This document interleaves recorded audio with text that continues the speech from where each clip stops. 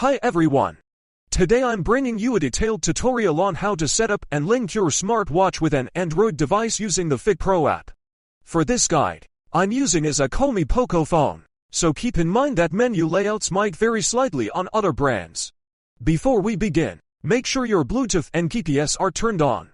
Also, if you already had the app installed, I recommend deleting it and downloading it again so we can start the entire process together from scratch. Once the app is installed, don't open it just yet. First, long press the Fit Pro icon, go to app info and look for the permissions section. It's vital that you manually enable access to location, nearby devices, notifications, and very importantly photos and videos. This last one is what allows you to personalize your wallpaper later on.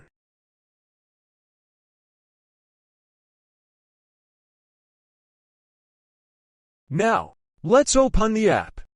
Accept the terms of use and, when the system asks for location permission, select a while using the app or go to the More Settings tab set. Choose the option to bind devices and look for your watch in the list.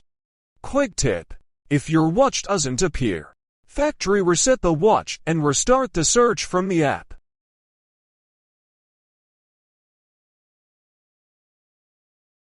To receive alerts, go to Message Push Notification and Messages and activate the apps you need. When you turn on the first one, a pop-up will appear. Click Open. This will take you to the system settings where you must find Fit Pro and enables a notification access. Accept the security warning, return to the app, and finish activating your favorite social media platforms.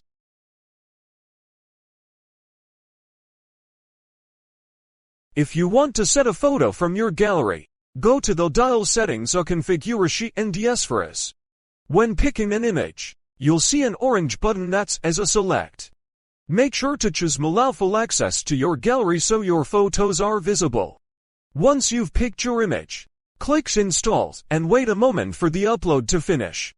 Important note: check that your watch has enough battery to prevent it from turning off during the photo transfer.